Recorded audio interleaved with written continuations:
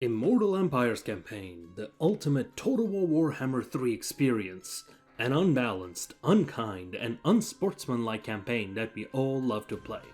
So, what happens if you take 8 psychopaths with thousands of hours experience and throw them into an 8-man competitive free-for-all? This campaign was played with head-to-head Discord community rules. The campaign is still ongoing at turn 91, and has featured great things like war crimes, conspiracies, diplomacy, international terrorism, dwarves, frivolous battles so bad that the host had to step in because we were wasting entire sessions for the cheesiest builds to cheese each other out, and I'll be documenting the events of this very entertaining, very stressful, and very sweaty try-hard campaign. So, let's get to know our players in no particular order. Hutz as Serena Katrin, aka Kislev, Enoch Fey Enchantress, aka Britonia, Korga as Marcus Wolfhard, aka Wolfhard. Sure, he's technically Empire, but we will be talking about Empire as a geographic location a lot, and so he is just Wolfhard. Red King as Cetra the Imperishable, as Tomb Kings, Gage as Zhao Ming, aka Cathay, Gusan as Count Nactilus, aka Vampire Coast, Irish Dandy as Malekith, aka Dark Elves, myself as Thorgrim Grudgebearer, aka Dwarves. We will more closely going to be following the Dwarves as currently favored faction and the one we have most information on. The first session, all players started with standard head-to-head aggressive openings that they have practiced dozens of times, or at least they should have. From the very first session, we see from our map that Cathay, Dark Elves, and Britonia are going to be important contenders, while the others are not far behind.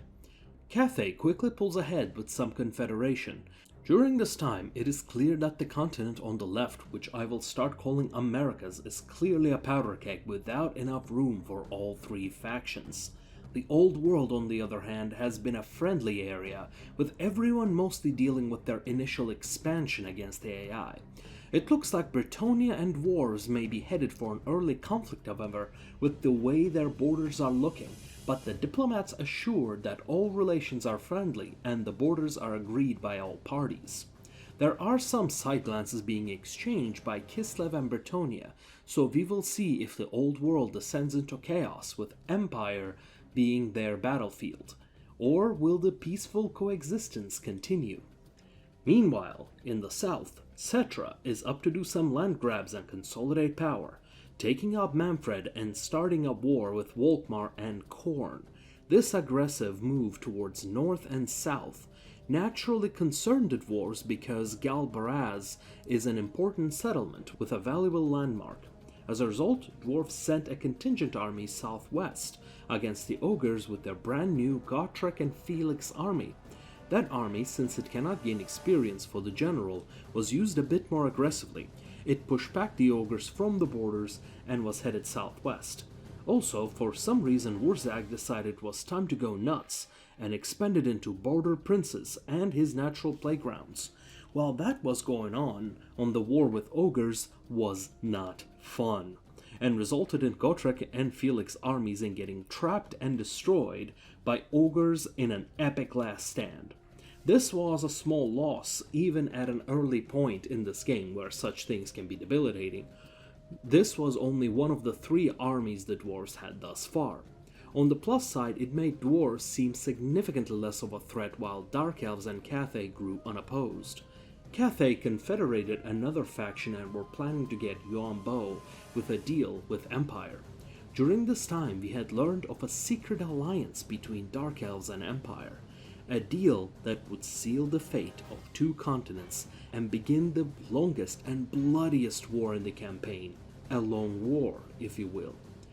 The deal was that Vampire Coast would be taken out by a combined attack of Dark Elves and Empire, so they could split Ulthuan and their continents among themselves. Their plans went awry though, when Vampire Coast refused to surrender and instead decided to wage a guerrilla war that would define their existence. In the Old World, dwarves have continued to expand to the south, and keep favorable relations with their neighbors through secret dealings with all their potential neighbors, save Cetra, who would simply not have any good relations with the dwarves despite their gestures of goodwill. Bretonnia had achieved their goals of confederating the historic Bretonnian lands and have started expanding towards border princes and into the empire, directly on a collision course with Kislev, who was consistently expanding into the empire from the north and dwarves in the south. Kislev's aggressive expansion onto the empire came with a bitter price of lacking an economic structure to support this expansion militarily. It was only a matter of time before Old World would burst into complete and bloody war. Meanwhile, beastmen of the region known as the Thunderdome had their sights set on stopping Cetra, as well as a great adversary in the area. The war between Empire and Vampire Coast is raging in the west. Tensions are brewing in the Thunderdome between dwarves and Tomb Kings, as dwarves draw the lines from the north of the Thunderdome. Old World is a powder keg between dwarves, Bretonnia, and Kislev. While the war in the west rages, the Dark Elves and Empire grow at the cost of Vampire Coast.